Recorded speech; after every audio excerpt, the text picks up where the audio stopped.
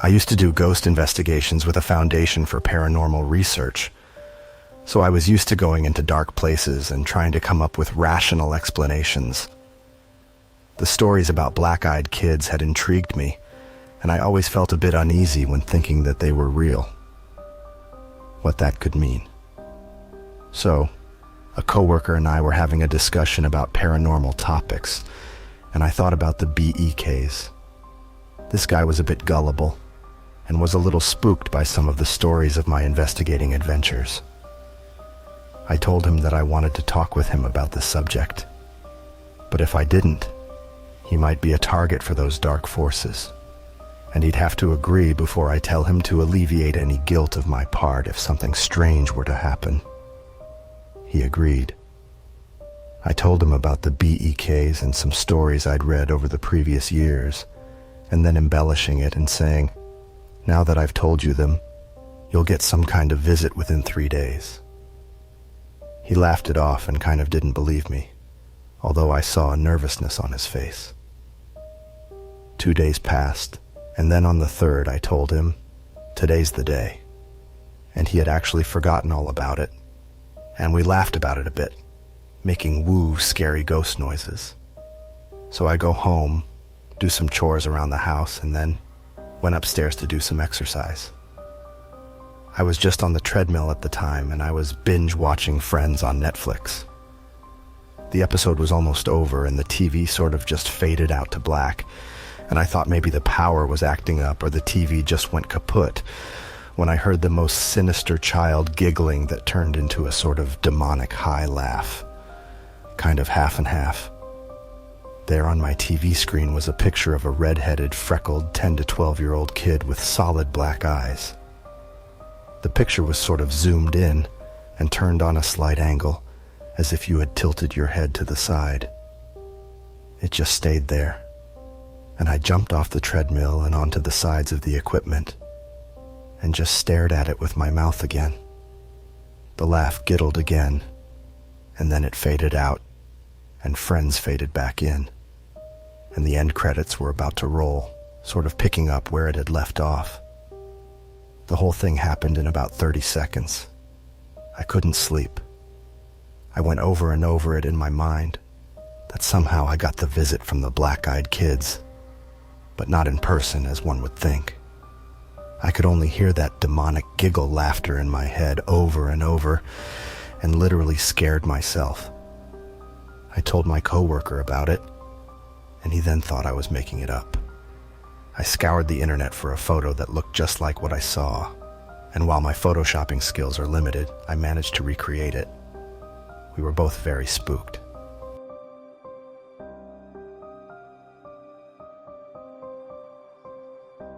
I was 19 when this happened. I live in Chicago, Illinois. My family and I used to rent an apartment in the McKinley Park neighborhood. Our tenants were, at the time, family members. My then aunt was 9 months into her pregnancy, and on that day, her water broke.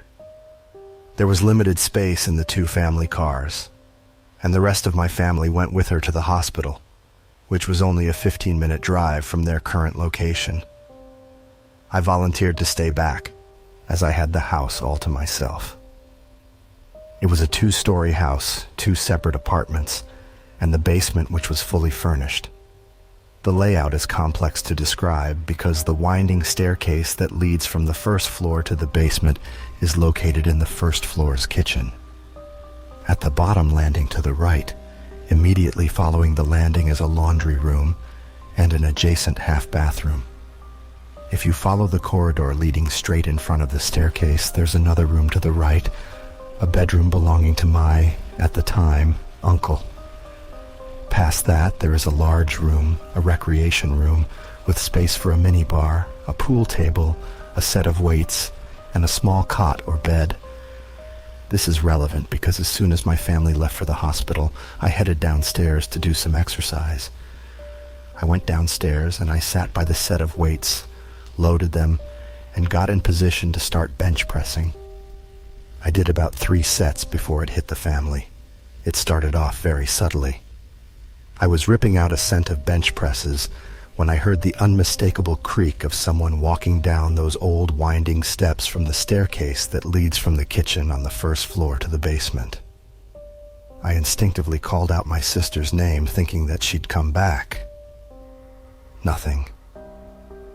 After listening attentively for a few seconds, I convinced myself that it was just the house settling, and I resumed my exercise.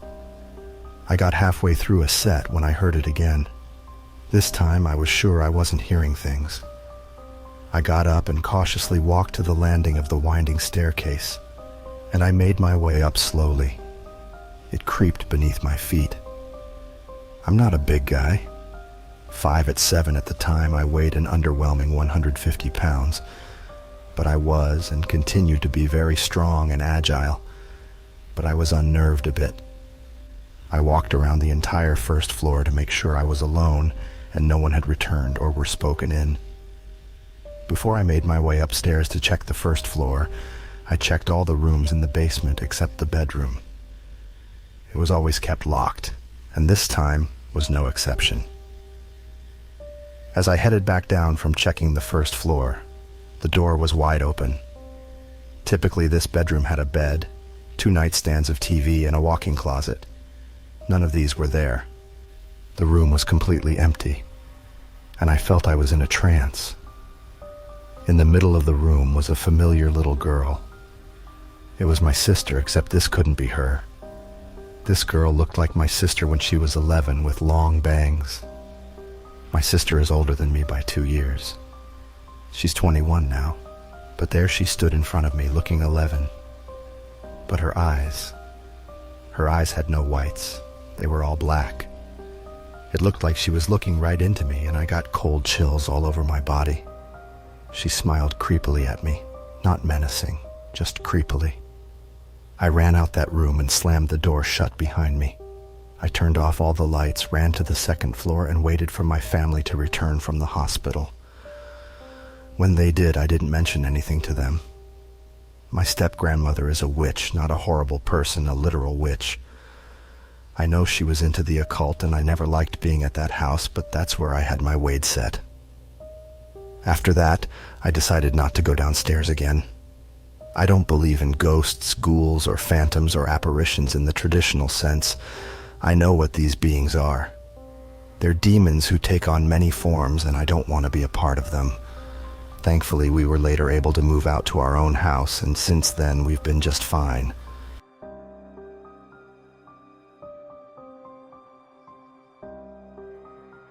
I'm 14 years old and from a hilly village in England. Recently, I had been doing a project on urban legends. It was a class assignment, and most people did Bloody Mary. I chose Landerman. I've experienced many paranormal things throughout my life, and this is a whole new level for me. So the reason I've mentioned the high school project is because it's relevant. There were 2 students which did black-eyed children. This was cool. When it came to presenting, I started to feel sick to my stomach, and I thought I'd caught a bug. I asked to go to the receptionist and ended up passing out on the way, and my mother took me to see a doctor, but the doctor just said it could be a viral infection. Anyway, go forward 2 weeks later. I was walking my dog, going through the woods, since there's a thin path that leads to a golf course surrounded by wooded hills.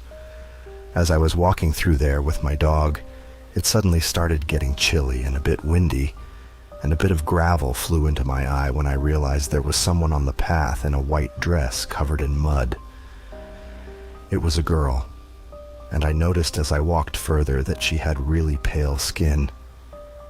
I was about 3 meters away when all of a sudden my dog cowed. I stopped and tried to calm him, but he wouldn't advance. The girl was facing the other way, and it wasn't until I actually went to tap her on the shoulder to see if she was all right that I realized she looked to be about 12. I hesitated as I went to tap her, and she turned her entire body around in one swift movement. She turned her head first and did the same with the rest of her body, ending with her feet. "Are you okay?" That's when I noticed. Her eyes were black and looked more like marbles. Before I could finish talking, she asked, "Can I touch your dog?" It actually would have made me giggle if I wasn't so shaky. She was so direct with everything she said. "No," I replied. She went on to asking further questions. "Can I touch your hair?" With each of these, she eventually asked if she could hold my hand. It took me by surprise and everything was numb. She then began crying, talking about how she needed to hold my hand. I eventually started running away, and she tried crawling over to me and touching my dog. My dog at this point was wincing from fear. I looked behind me and saw the girl on the ground pulling at her hair, and then she was gone. I looked back a second time, and it was like she had literally sunk to the ground. I ran home, and I don't know what I experienced, but I no longer take my dog anywhere near that path.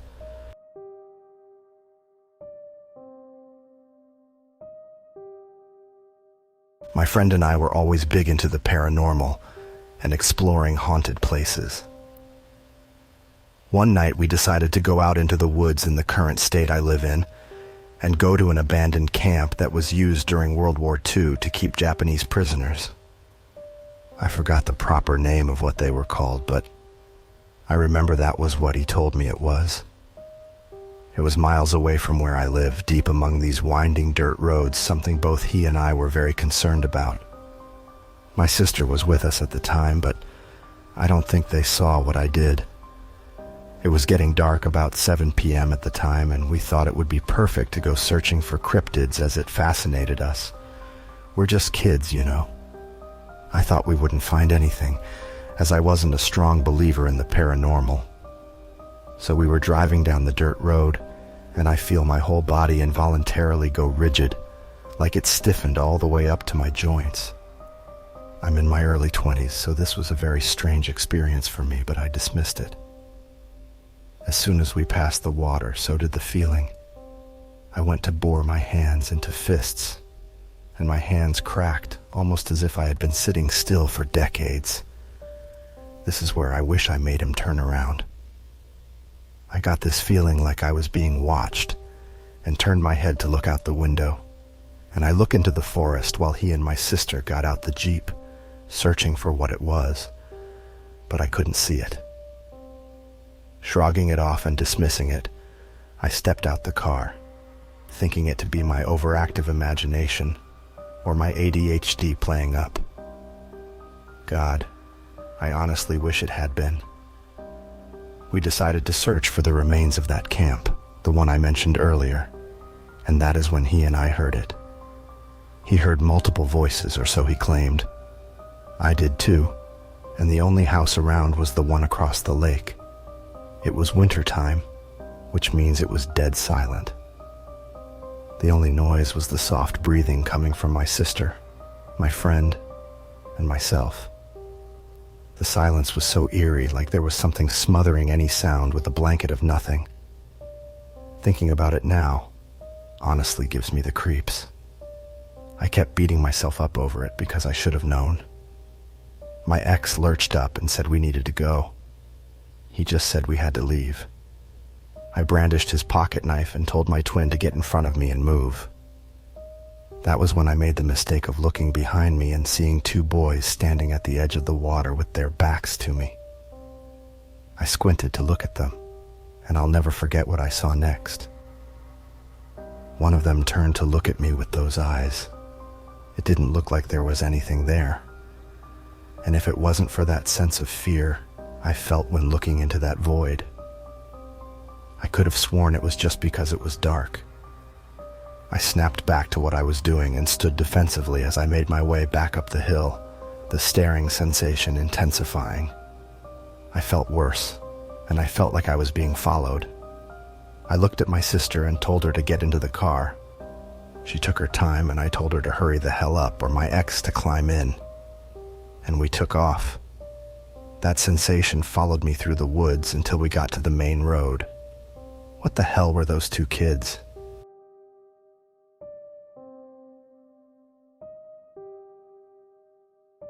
In early October 2015, I saw what I speculate to be an adult black-eyed kid.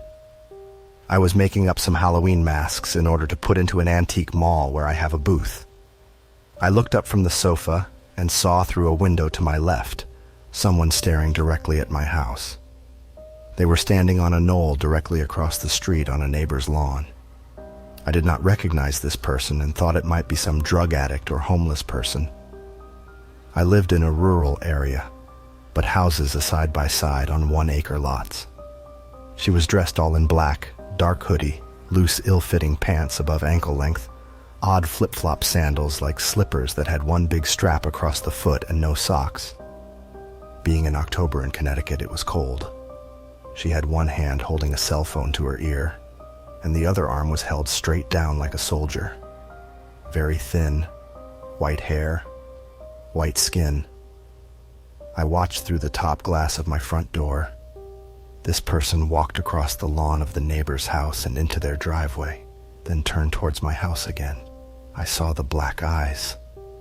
Terrified, I ran into the kitchen from the living room and locked the door. I saw across the street and go into my driveway, and I watched it walk to the end of my short driveway and vanish before my eyes. It appeared and disappeared from view, like from another dimension.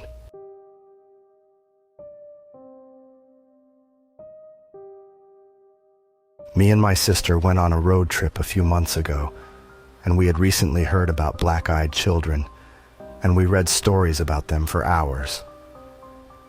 The next day, I was with a few of my friends. We drove down an alley to get to a parking garage. Standing in the center of the alley was an old lady with white hair, wearing an old-fashioned white dress. Even from a distance, I could see she was staring at me. As we got closer, I noticed her eyes were completely black. I started shaking and didn't really believe what I was seeing. I really thought that I was fabricating it in my mind because of having read about it just the night before. So I asked my friend in a shaky voice, "Does that lady have black eyes?" Holy crap, dude. His voice instantly became shaky, and we turned around and went in another entrance to the parking garage. When we walked by the alley again a minute later, she was standing in the same spot. Every moment she was in sight, she was staring into my eyes. It was incredibly upsetting. I'm glad I didn't have to talk to her. She appeared to be 70 years or older. Could it have been a black-eyed senior citizen? Really chilling experience.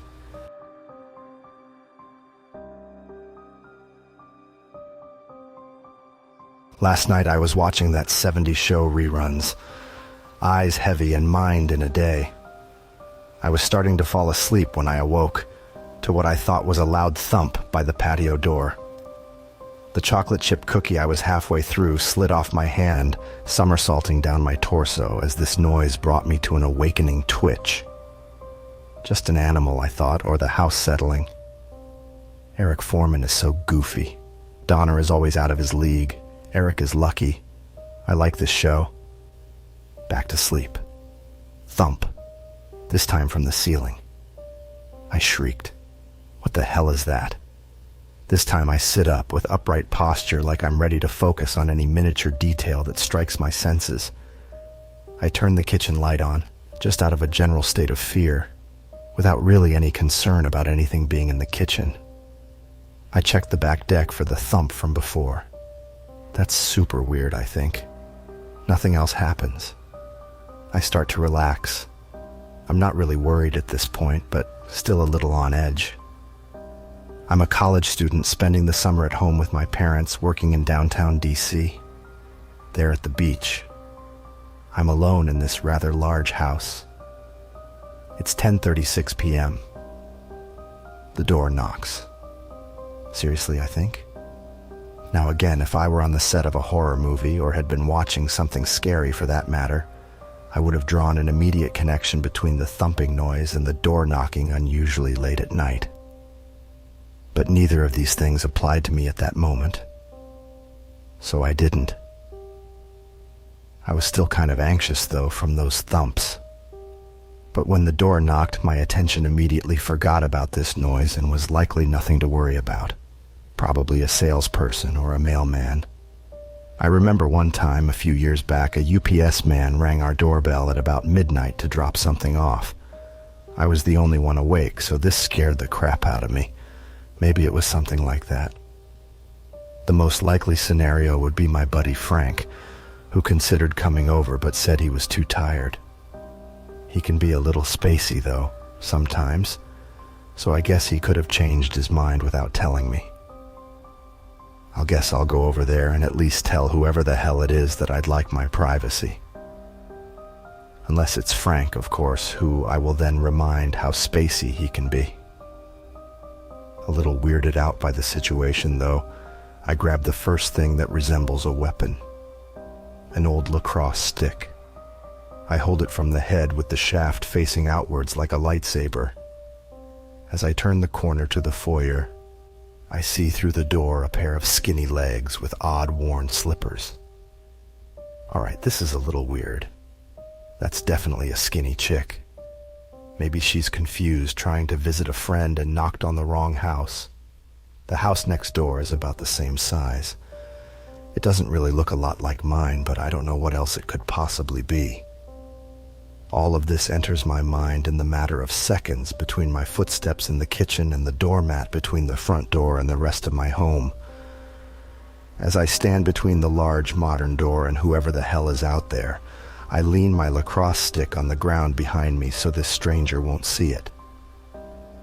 As my hand floats hesitantly towards the doormat, I hear a voice coming from the other side of the door.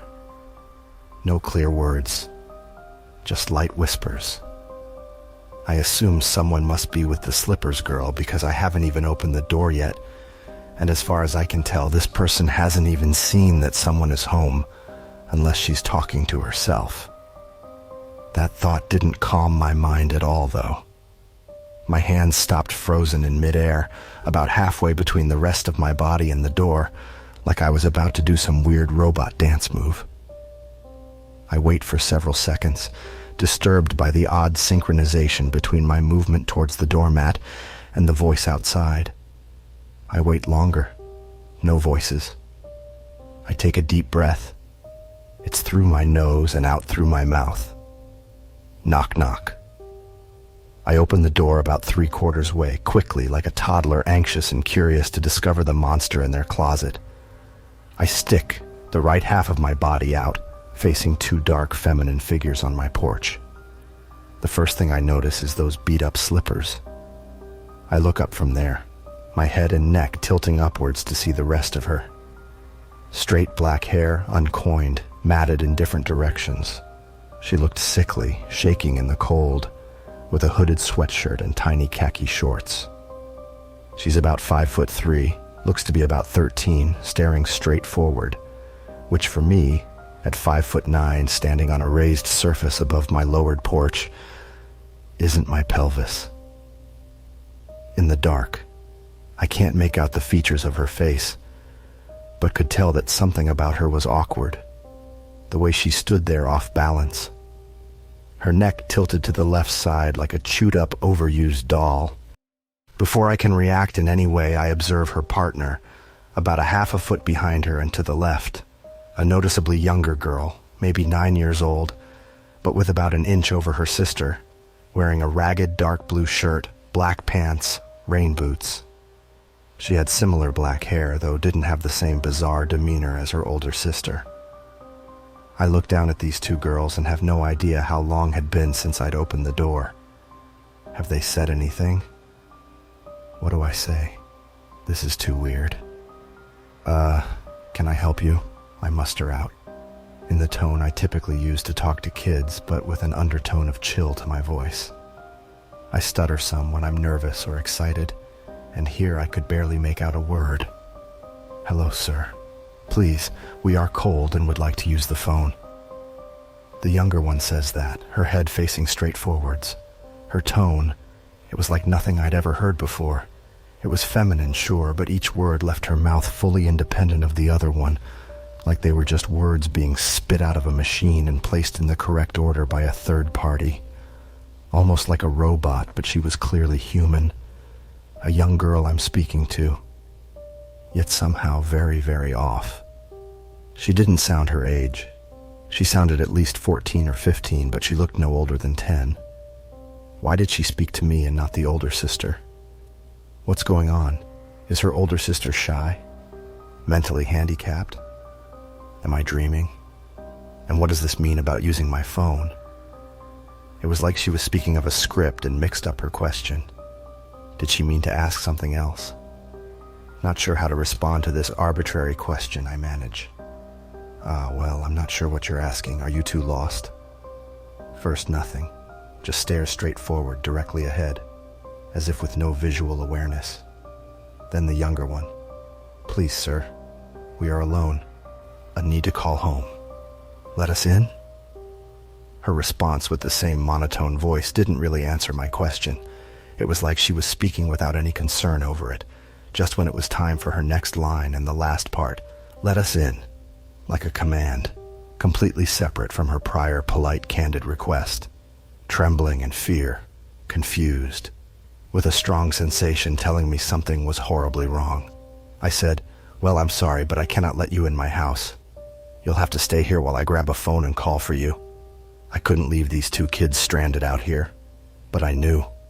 Something in the pit of my stomach just told me I could not let them in. I was scared out of my mind. The two just looked straight forward, not responding, and suddenly the older one, who has yet to move or say anything, changes her expression completely.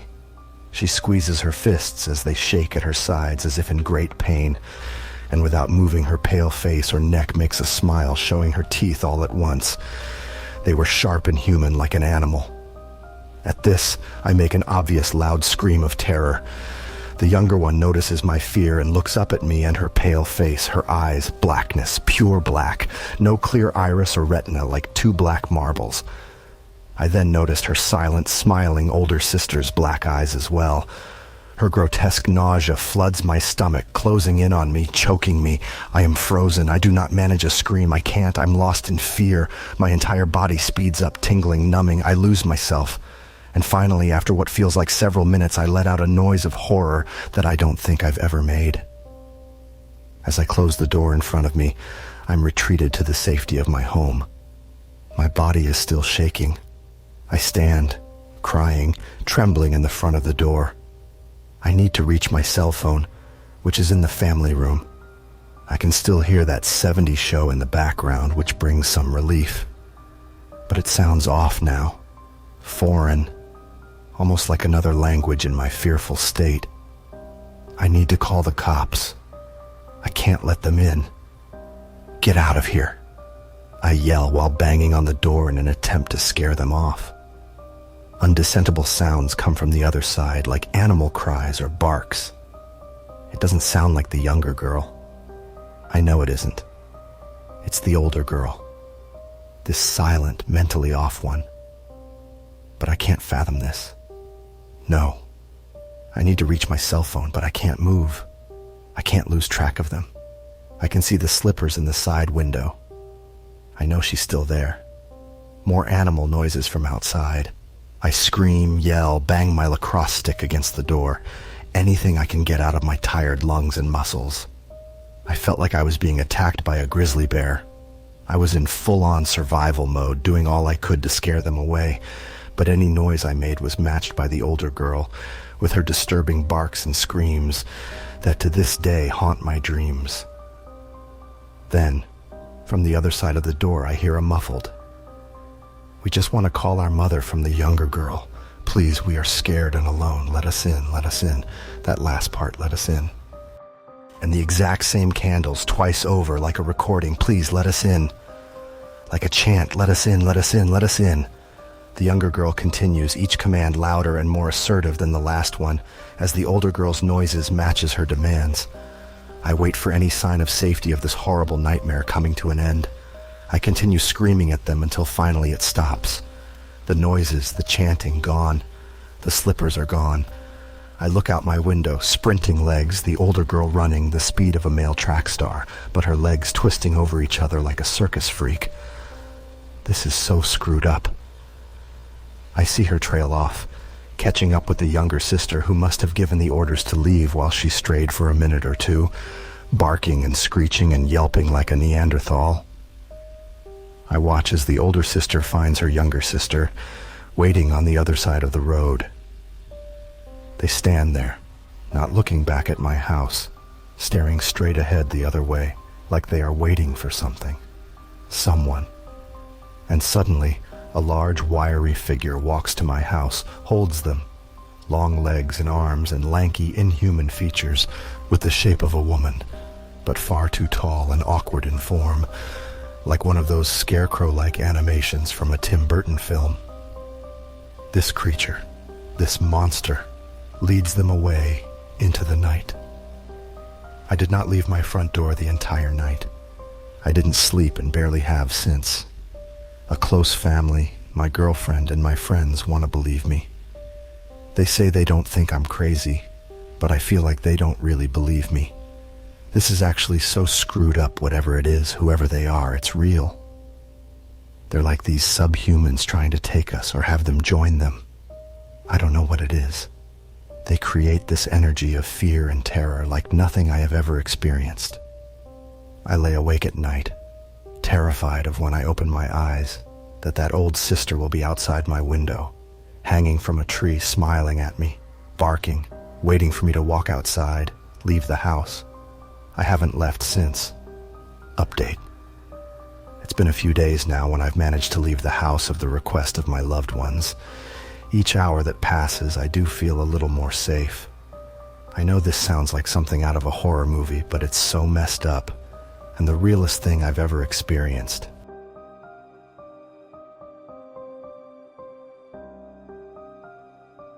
This happened about 15 years ago, when my girls were still small. Their mother had passed away very recently, and the grief and pain were still very much inflicting every corner of our lives. It is so very difficult to move on when you lose someone that close. But I was still a father, and tried my best every day to do what I could to keep my two girls happy, and life ticking along was normal. The girls went to an after-school club. Being the only parent, I needed them to stay late so that I could pick them up from WAG and establish some kind of balance without my wife being there anymore. This happened during the winter. It was a regular Thursday, and I was just pulling up to the school. I got out of my car and picked up my two girls. During the drive home, we were making small talk and asking them how their day was. To any parent who has kids, you know that most of the time they'll reply with either something along the lines of "school was boring," and when you ask the other question, "What did you learn?" they'll most likely say nothing, as was the same with my girls. However, today, one of them said something that really got to me. My youngest, Jane. Jane, who was about 6 at this point, says that she was playing in the playground with her friends when there were two kids who were outside of school, that is, on the other side of the fence, who was supposed to be in school. I asked her what she meant, and she said that there were these two kids who were about 10 and 7, who were just staring at all the other kids, wearing these thick gray hoodies, just watching all the children. She said that this kind of freaked her out a little bit, and she was more pissed than anything because she thought that they should be in school.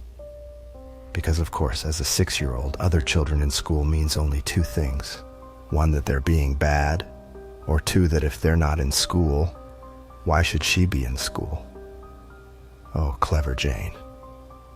Anyway, I kind of brushed this off and pushed it to the back of my mind, not really thinking about it, and trying to focus more on what I was going to cook the girls for dinner, and wondering if there were still any leftovers from the night before. We get into the driveway. I close the front fence, and in we go. The girls do their homework as I start preparing dinner. After a pretty regular evening of eating, homework checking, and TV time, we're all sat on the couch, pretty much exhausted. By this point, it's about 9 p.m., and I am shameful to admit that I was starting to doze off in front of the TV.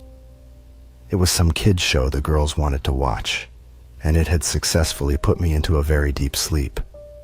The girls were running around, and I hear knocking, but I assumed that it's just them playing.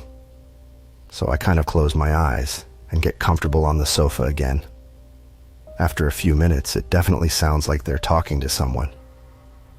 I press a button on the remote, and it tells me that it's already 10:15 p.m. Shit, these girls should be in bed. I turn off the TV, rub my eyes, and slowly start to get up. That's when my ears tune into something.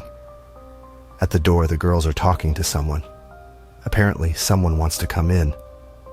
I rush over to the front door because I've already told my girls never to open it for anyone and to always ask me, why the hell have they done it this time?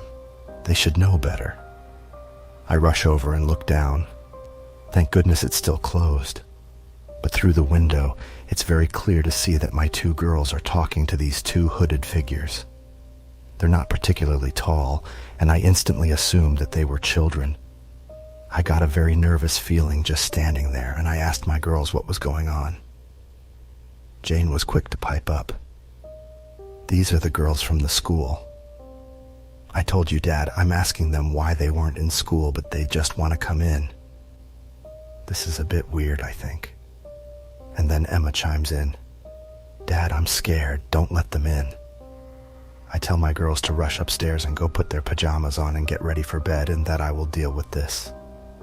Obediently, they both run off. I look down and ask them what they want, hesitant about opening the door. Why are two kids awake at this hour without their parents and wandering the streets? Part of me wanted to open the door, invite them in, get them warm and call their parents. But there was something just so strange about this whole situation. I can't even describe what it was, but there was a palpable feeling of dread within me, something which should not be akin to two small children. Suddenly, the taller of the two speaks up. Excuse me, sir, we need to come in. We've lost our mummy and we're so cold. Okay, I reply. Well, do you know her phone number? Perhaps I should get in touch and she can come and collect you quickly. There's a pause and a brief silence. It's almost as if they didn't hear me. Please, sir, we need to come in and call our mummy. Okay, do you know her number? I'm sure we can figure this out. Still no reply. Still eerie silence after I ask for her number. This is beginning to feel extremely dodgy. I'd read a story in the newspaper that people put these child baskets in the middle of the road and leave them as bait for people to come out of their car and then be attacked or abducted, or at least get their car stolen. I wondered if this was a similar situation where children were knocking on doors in the middle of the night for unsuspecting parents to open their doors and then be the target of some attack. This was definitely giving me creepy vibes, and I was now more adamant to not open the door. I told the two hooded children as a last resort that if they wanted to, they can go around and open the back door and sit on the back porch to be safe. But I didn't want to let them in, and they could only do that on the condition that they gave me their mother's number, or I'd have to call the police and have them taken to the station so that they can find out where they belong. When I said that, there was silence again. Please, Brian, we need to come in and use your phone. We're cold. The window on my door is completely transparent. Not one of those funky windows that you can't see out of properly. And when the tallest of the two looks me in the eyes, her eyes are pitch black. Keep in mind that we have a porch light, and it's very clear to see that there are no whites to her eyes, no colors, no nothing. Just two pools of infinite darkness staring up at me. I start panicking. This is otherworldly. This isn't right. I start to stutter and tell the two hooded children that I'm sorry I couldn't help them, and to try another door. I quickly close the blind to our door window and walk away. I go upstairs and check on my girls. Both of them are in bed, trying to fall asleep, but they can't. Just like me, they're tapping on the door, and the calling of my name is getting quite chilling. The way my bedroom is positioned, I can look down my window and see directly onto the porch. And there they are, both looking straight up at me. I think this is insane, and I call the police telling them that there are two children who have been dropped off for left or abandoned or something, and that someone needs to come and collect them. The person on the phone asks if this is a prank, and while I tell them that it's not, she says that someone should be there soon. It took all of 20 minutes for the sirens to start rolling down the road. I kept looking at the two I heard the sirens. Did they start walking away? The police reached my house and I saw them walking into the distance. I ran down the stairs and pointed in the direction that they just left in. The police quickly gave chase but never found the two hooded figures. They asked if I was joking or not, as they weren't really sure if this was a real call. And that's when my youngest comes down the stairs and says, "No, officer, Daddy's telling the truth. I saw them outside the gates of school and then they came to my house." This little detail really got the officer, as he said that it sounded extremely dodgy. He patrolled the area and assured us that they'd keep a lookout to make sure that they didn't come back, and that if they did, to call straight away and to never answer the door. To this day, I'm unsure whether this is some kind of paranormal or unexplainable event, or perhaps a sinister plot on their parents' part to maybe rob the house, or worse, take me or my girls. I honestly don't know what to believe. It was only years later that I heard of other people who had encountered children with pitch black eyes, and it made me wonder if they are perhaps something a bit more supernatural than I originally anticipated. Nonetheless, I never do want to meet them again.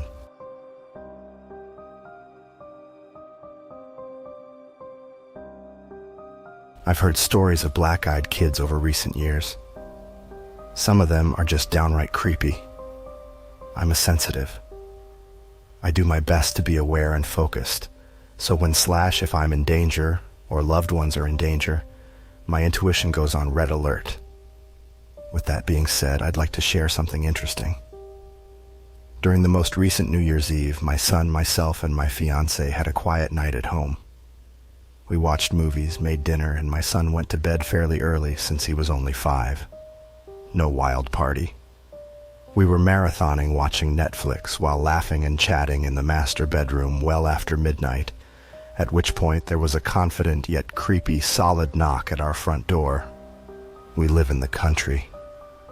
It's a bit more remote and all of our neighbors were friendly enough, but they wouldn't have knocked that late, as it would be perceived as rude. Our Jeep was parked in the garage, so it wouldn't be related to a car having the lights on or in the "I'm listening to this" because that happened once. The keys to the Jeep and the house were securely hung in place. The fun time we were having quickly shifted to an odd feeling of confusion coupled with unusual terror. It was really odd. We aren't fearful people. We simultaneously checked our smartphones for anyone stopping by and announced nothing, except a few well wishes from friends due to it being New Year's Eve and all. I got up to stretch and my fiancé made sure I wasn't about to answer the door. "Hell no," I said. We laughed uncomfortably. I joked with him saying, "Because you're going to do it." I teased him. He scowled and smiled, knowing full well he would have to normally. Why were we so on edge? We both remarked how odd we felt about the knocking and the late hour. In fact, we didn't budge from the master bedroom. Neither of us felt good about checking the door and figured whomever it was had the wrong house. Then another knock. We were getting agitated, and that strange feeling of terror was back, strong as ever. I've never felt that way about someone knocking on the door before, nor have I not felt safe to answer. It was really odd. Our painter more clear picture. Good neighborhood. Our front porch light bulb needed to be replaced, so it was dark as hell out there. I thought it was really weird that someone would be standing out there in the complete pitch black darkness for 3 minutes knocking like that. I mentioned this to my fiancé. The people would give us away if we stole a look, since lights were on throughout the house. We didn't dare check. Why? That senseless feeling of fear was disabling. It made it so two grown very capable at defending themselves adults were essentially carrying in fear after 2 knocks at the front door late at night. What gives? It took about a half hour, but I eventually felt a lot better. No longer afraid, and felt that whoever it was had left. I checked the front of the house through the kitchen window. No cars, no neighbors, no parties. Just the calm sound of crickets. I proceeded to open the front door after listening to make absolutely certain that no one would surprise me, like a drunk ex-boyfriend passed out on the porch or something equally hilarious. Satisfied? I opened the front door. It was quiet. In fact, it was too quiet. No sound at all. That's odd. I had a feeling instantly of being watched. From where? Who? What? I got the chills and shut the door, then armed the alarm system. I thought to myself that if they came back, we can call to report suspicious activity to the police. However, it then occurred to me that we wouldn't get through. It was New Year's Eve after all. Awesome, right? Even to me, it sounds like I'm overly paranoid and getting spooked for no reason. I would think the same had it not happened to me. When the second knock took place for a split second, I thought, oh crap. What if, regarding the black-eyed kid stories I'd read, mainly it was the remarkable senseless fear we felt that tipped me off? My son slept through it. No, I didn't share this epiphany with my fiancé at that moment. We were too terrified to make any noise. He's legitimately a skeptic. He doesn't know anything about the Beck, and I wasn't about to go into it at the time. He shared there was no way in hell he was answering the door, and I thought his reaction was odd, especially since he didn't know any of the stories. During this ordeal, the doorbell wasn't used at all. What's strange is that the only light in the porch area would have been the illuminated bottle of the front doorbell. Why wasn't the doorbell pushed? There's no porch light out there. It had burnt out. It was at a height which needed a ladder to be reached. During the busy holidays, we hadn't gotten around to replace the bulb yet. It was an to-do list of things. It was moved to the top of the list after this experience. It was super late at night, and I've lived here for 8 years. As an example, the only time our door was ever knocked on super late at night was a friendly neighbor letting us know, and this was months ago, that I had left my truck door open when we had unloaded groceries. He announced himself as he was knocking, saying who he was and why, before we even reached the door. We were grateful for his concern, and that this was the only time it happened. It's a good neighborhood after all. What's interesting is that with my previous knowledge of the black-eyed kids, that occurred to me during this experience, so I stayed put. There was no way I was going to check out who was there just to be certain. It's more important to express that the immense fear I felt was paralyzing. I truly feel for anyone who has the displeasure of experiencing a black-eyed kid. If that isn't what was on the porch, then it was something equally as terrible. It's also important to share this tidbit, and not a person who's normally fearful of much. Honestly, there is danger in just about everything. However, that doesn't stop me from my daily adventures, and I'd rather enjoy life than live in fear. I'm a streetwise female who is always aware of her surroundings, as well as a survivor of a home invasion as well. Interestingly enough, when someone tried to rob me years prior, they were discovered in my kitchen when I was getting a quick glass of water before bed. We hadn't even been home for 2 minutes. I kept a breeder in the fridge to keep cold filtered water. When I opened the fridge, the light illuminated the kitchen well enough so that I could see the man standing on the kitchen corner. As unnerving as that was, I wasn't afraid. Fight kicked in versus flight. All I did was look straight at the man and say, "Get out." I walked towards him with purpose, and he fled. I wasn't harmed. He ran from the house. My then boyfriend, back then it was someone I dated a few years ago, was amazed at my bravery. I've been trained in self-defense, have taken martial arts for years. So there you have it. Sometimes people fall on hard times and take desperate measures to rob others, and that basically was someone looking to rob a house that they thought was empty. I surprised them, and they fled. With this experience that I've described, my instincts were going nuts. It was so terrifying that I wanted to share this with the community as a helpful way to warn others. If you have someone or something knocking late at night and it's followed by a similar feeling of overwhelming dread, simply trust yourself. Do not go near the door. Nor could I, no matter what. That dreadful feeling was so pronounced, our instincts are there to keep us safe. So trust that feeling. It's there to keep you safe. Don't second guess yourself. We have since installed a security camera and restored the porch light.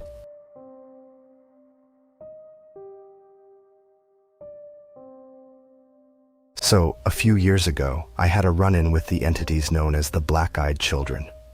For those of you who don't know, the Black-Eyed Children are beings that run the night. They knock on doors and try and get into your house. When you get a good look at them, they look like they're from a different time period. Then you see their face. They have no eyes. Or rather, their eyes are so black they look like they're not even there.